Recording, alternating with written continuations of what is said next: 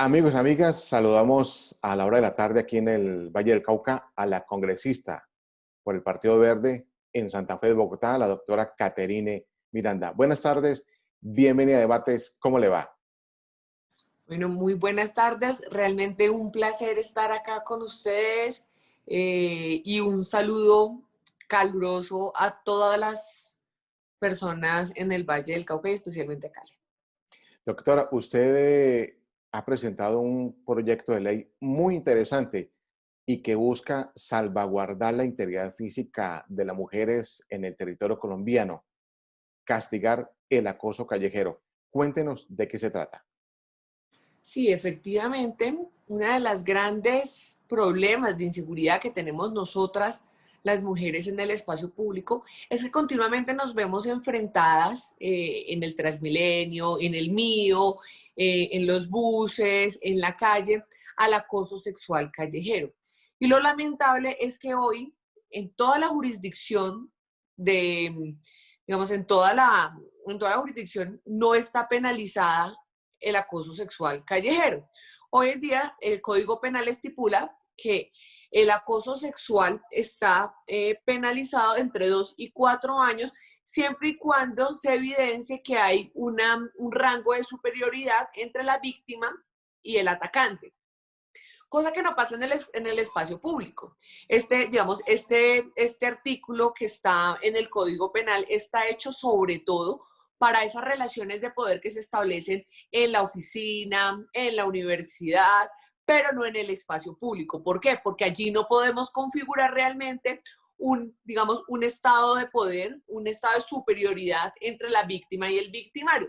Por eso, actualmente nosotros no podemos, nos queda imposible llegar a penalizar el acoso sexual en la calle. Lo que se configuraría si una mujer es manoseada en el Transmilenio o en el mío, se configuraría una injuria por vía de hecho. Ni siquiera está catalogado y ni siquiera está rotulado como un acoso sexual, con connotación sexual.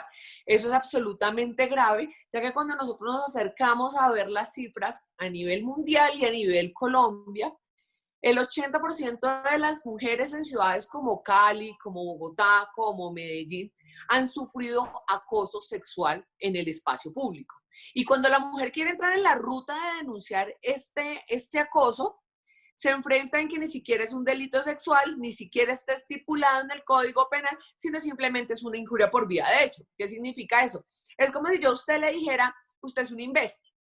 Prácticamente está en el mismo rango que un acoso sexual.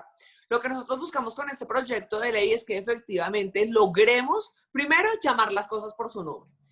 Y segundo, lograr que las mujeres logren tener una ruta segura donde se pueda llegar a hacer justicia y que los jueces por su lado no tengan tantas inconvenientes ni tanta confusión en el momento de imputar los cargos. Nosotros planteamos este proyecto de ley, es un proyecto de ley que venimos trabajando y viene unas experiencias internacionales. Ya hoy en día es ley, por ejemplo, en Perú, en México y estamos en Argentina, en Paraguay, y estamos trabajando para que en Colombia efectivamente esté penalizado este delito. Esté tipificado este delito, perdón. Entonces, buscamos que también esto esté de la mano con la pedagogía. Garrote por un lado y pedagogía, zanahoria por el otro, y es buscar cómo nosotros desde las diferentes alcaldías, digamos, de las principales ciudades, que es donde realmente vemos este foco, pues digamos, este problema, cómo logramos trabajar comúnmente, nosotros desde el Congreso de la República, generando incentivos efectivamente para que haya una pedagogía alrededor del transporte público y del espacio público en general. Doctora, ¿acoso es diferente a piropo o es lo mismo? Una cosa es un piropo, yo a usted le puedo decir, usted es un hombre muy simpático, muy guapo y muy inteligente, y eso claramente es un piropo. Nosotros estamos en un país que culturalmente somos así, pero una cosa es un piropo y otra cosa es que usted lo acosen sexualmente, intimidándolo para usarlo sexualmente. Entonces, digamos, no lo determina la ley, no lo determino yo como congresista, como autora del proyecto de ley, esto lo tiene que determinar el juez, dónde termina un piropo y dónde empieza un acoso sexual, un acoso verbal sexual. Es muy diferente decirle a una mujer, usted tiene unos ojos muy lindos, usted es una mujer muy simpática, y otra cosa es decirle, acorralarla contra una calle y acosarla verbalmente. Eso es, digamos, completamente diferente, pero eso lo determinará un juez de la República en donde digamos, se configura un acoso verbal. Igual, hay que aclarar que esto ya existe en la ley. O sea, ya existe el acoso sexual donde estipula el acoso verbal y está tipificado por la ley entre 2 y 4 años. El problema es que esto solamente se puede imputar en el espacio privado, entre comillas, en la universidad, donde se configure una superioridad entre víctima y victimario, y no en el espacio público. Pero, digamos, ya existe el acoso sexual verbal. En Colombia, congresista Caterina Miranda, ¿por qué nos hemos demorado para convertir esto en un delito? Considero que culturalmente las leyes no son suficientes si las transformaciones culturales no se dan de la mano. Y creo que hemos visto muchísimo cómo, haciendo pedagogía de este proyecto de ley, cómo muchas personas se quedan en un logo que digamos, mal roturado por algunos periodistas a nivel nacional, dijeron que era la ley de los piropos. No, no es un tema de piropos. Entonces, creen que estamos atacando esa idiosincrasia, esa cultura del piropo, del guiño. No, en ningún momento. Pero también hay que ver que culturalmente nosotros estamos aceptando ese tipo de comportamientos.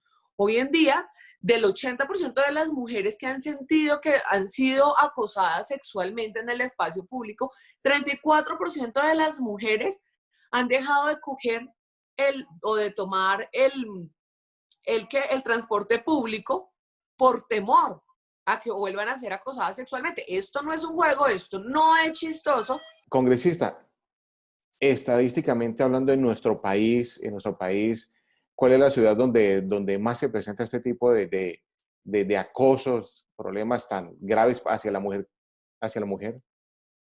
Hacia el 2016 se hizo una gran encuesta que estuvo acompañada de ONU Mujeres con varias alcaldías principales y las zonas más, o las ciudades con mayor preocupación es donde se generan más aglomeraciones en los espacios públicos o en el transporte público, como lo son el Metro de Medellín, Mío, bueno, en Manizales también, y acá en Bogotá claramente tenemos un alto índice de acoso sexual. Lo que les decía hace un momento, y es como no podemos minimizar el problema, no podemos quedarnos en lo chistoso que puede ser el penalizar un piropo, porque no es así, y lo digo y puedo hablar con toda seguridad y en nombre de las mujeres de este país que hemos sido víctimas del acoso sexual en el espacio público, donde nosotras nos sentimos inseguras, donde nos da temor salir a la calle solas, donde para caminar en una cuadra, en una esquina, caminamos rápido y con la cabeza abajo por temor a que nos miren, a que nos traten de coger, a que nos digan cosas. Y nosotros no podemos seguir permitiendo que en Colombia, en pleno siglo XXI, las ciudades sean unos espacios inseguros para nosotros las mujeres. Por eso este proyecto de ley me parece de la mayor importancia y he tenido el respaldo de cientos y cientos y cientos de mujeres que me han escrito en mis redes sociales contándome cómo fueron acosadas sexualmente. Bueno, valga la pena decir que esto no solamente, digamos, está encaminado para las mujeres, claramente también está encaminado para el acoso sexual, tanto para hombres como para mujeres, donde claramente las mujeres somos como las víctimas más grandes en este tipo de situaciones. Sin embargo, hemos visto últimamente que también los hombres han sido víctimas de acoso sexual en el transporte público. Eso le iba a preguntar, ¿también aplica para hombres o solo para mujeres? Para hombres y hemos también visto y recibido denuncias de hombres que han sido acosados, bueno, por otros hombres, en el Transmilenio, por ejemplo, en el Mío, por ejemplo. Entonces, acá la apuesta es brindar espacios seguros para absolutamente todos. Nuevamente, claramente las mujeres somos las víctimas principales de este tipo de actuaciones. Congresista por Partido Verde en Santa Fe de Bogotá, Caterina Miranda, ese proyecto de ley en ese momento cómo se encuentra en el Congreso de la República? Bueno, el proyecto de ley tenemos un grave problema y es que en el Senado de la República, dada la pandemia y dada el presidente que tenemos en el Senado, va de paso tortuga. Va a paso tortuga, nosotros ya tenemos ponencia positiva en la Comisión Primera de Senado, sin embargo, no hay una agilidad muy grande en los proyectos de ley, las prioridades son otro tipo de proyectos, sobre todo los proyectos del gobierno o proyectos de los partidos de la mayoría, y nuestro proyecto de ley, yo soy parte de la oposición, está un poco relegado lastimosamente. Por eso le preguntaba hace algunos minutos por qué nuestro país es a paso lento este tipo de iniciativas. ¿Qué hacer para que esto, Dios no lo quiera, se convierta en letra muerta? Yo seguiré insistiendo, aún me quedan 2 años largos en el Congreso de la República, entonces mi deber es seguir insistiendo en este tipo de proyectos. No es el primer proyecto que presento en ese sentido. Yo soy autora del proyecto que busca la imprescriptibilidad de los delitos sexuales cometidos en niños y en niñas y adolescentes para que estos delitos jamás prescriban, jamás tengan fecha de vencimiento, para que en cualquier momento la víctima pueda acceder a la justicia. A este solo le falta un debate, por fortuna.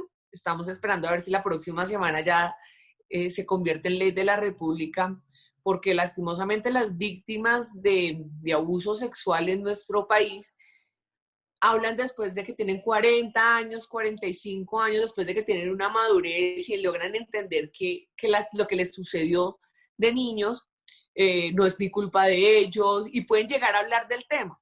Lastimosamente a esa edad ya el crimen prescribió, y así usted tenga el, no sé, como el violador frente a usted, sea su tío, su primo, lo que sea, pues es imposible que pueda ir a la cárcel porque el delito ya venció.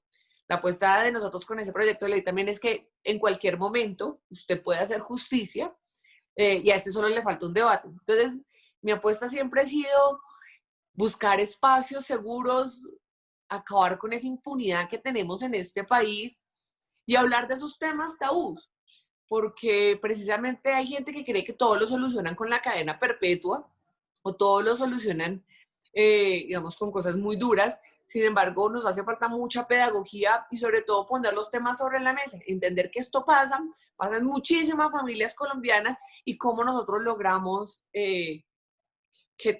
logremos unos entornos muchísimo más seguros para todos. Doctora, digamos, de convertirse en ley de la República del acoso callejero, ¿a qué pena se ve sometido ese acosador, ese manoseador? Bueno, las penas van desde pedagógicas hasta 4 años de cárcel. ¿No es poco tiempo, congresista? Porque sale y casi que a seguir en las mismas. Claro, la idea es que haya una rehabilitación de fondo, pero es un proyecto de ley muy polémico, es un proyecto de ley que tiene mucha resistencia en el Congreso de la República, lastimosamente, y no podemos colocar penas mucho más altas de las ya estipuladas en el acoso sexual en el ámbito privado. Entonces, nos acogemos a las mismas penas, exactamente las mismas penas, que dicen que es entre 2 y 4 años de cárcel para el acoso sexual. Nosotros metiéndole un componente importante es el tema de pedagogía. Doctora, usted que está liderando este tema, ¿cuál es la ruta que cree usted debe seguir una mujer cuando recibe un acoso callejero, un acoso sexual callejero? Primero, es prácticamente imposible hoy en día que realmente se surta efecto frente a un acoso callejero, por lo que te digo, no constituye el delito de acoso sexual, simplemente constituye una injuria por vía de hecho, cosa que primero estamos mal. Segundo, los obstáculos en los que se enfrenta la mujer, más que la ruta, podría decirlo, es que en el momento de que llega un juez, no podemos decir que hay un abuso, no podemos decir que hay un acoso, no podemos decir el manoseo es considerado una injuria. Entonces, digamos, se revictimiza la víctima completamente, entonces, porque no se sabe qué delito se le puede imputar. Entonces, la idea de nosotros es un poco poner las cartas sobre la mesa, decir que esto es un delito, que las alcaldías de las principales ciudades y en general tomen cartas en el asunto frente al tema de pedagogía y que la sociedad y que las mujeres en el espacio público sientan que el Estado está del lado de ellas y no del abusador. Congresista, finalmente y aprovechando su presencia en nuestro departamento a través de este programa, ¿cómo ha visto usted el manejo que le está dando el gobierno nacional a la pandemia en Colombia? Bueno, la pandemia en dos sentidos, uno en el tema de salud y otro en el tema económico. Siento que ha sido un manejo muy tibio, muy tímido. Considero que las prioridades de este gobierno quedaron totalmente evidenciadas con la pandemia, donde se prefiere darle plata a las grandes empresas, billones de pesos a una empresa como Avianca y no rescatar las pymes y las MIPYMES. Vemos cómo descartó de tajo la renta básica y vemos cómo este tipo de actuaciones han aumentado la delincuencia y la violencia en las principales ciudades del país. Siento que es un gobierno totalmente desconectado de la realidad, de la ciudadanía, una ciudadanía que ha perdido su empleo, ya vamos más de 5 millones de empleos perdidos, y un gobierno que realmente desconoce totalmente la situación del país. Yo lamento profundamente que el gobierno que le seguía a la firma del proceso de paz sea un gobierno que va a pasar sin son ni ton en este, digamos, en este país, sino que por el contrario, con él volvió el desempleo, las masacres, los falsos positivos. Es lamentable, la verdad, yo estoy jamás voté por Iván Duque, claramente, pero tenía la esperanza de que por lo menos en temas de seguridad, en temas económicos, andáramos, pero por el contrario, no hay nada bueno que rescatarle a este gobierno. ¿Cómo cree usted el gobierno puede enderezar el camino en ese aspecto? Yo creo que tiene opciones muy grandes y un tema es, primero, presencia integral del Estado colombiano en los territorios que dejaron las FARC. Hoy en día vemos estos territorios como el Cauca, parte del Valle, a propósito, eh, totalmente a la merced de grupos armados al margen de la ley, de narcotráfico, cuando era una obligación, era uno de los acuerdos del, digamos, del proceso de paz, era una presencia integral del Estado luego de la retirada de la guerrilla. Hoy lo que estamos viendo es que estos espacios se lo están disputando, son nuevamente los grupos armados al margen de la ley, y lo que necesitamos es un Estado real, integral, donde no solamente sea ejército, sino que que llegue el Estado con bienes y servicios. Congresista, muy amable, muchas gracias, muchos éxitos y su mensaje final para los habitantes del Valle del Cauca. No, a ustedes muchísimas gracias por la invitación. Realmente las elecciones que vienen en el 2022 son de una enorme importancia. Aquí nos estamos jugando realmente no solo a enderezar el proceso de paz, sino adicionalmente una política social, una política económica que de verdad beneficie a los que más lo necesitan. Entonces, ojo con el 2022 y podemos sacar adelante este país buscando nuevos liderazgos. Permítame, ¿tienen ustedes candidato ya desde ahora o no? El Partido Verde no ha decidido absolutamente nada. Los vetos y las alianzas son mentiras. El Partido Verde no ha decidido nada. Amigos, amigas, no se retiren. En segundo volvemos con más en debates, agradeciendo la presencia de la congresista por el Partido Verde, Caterine Miranda. No se retiren, en segundo volvemos.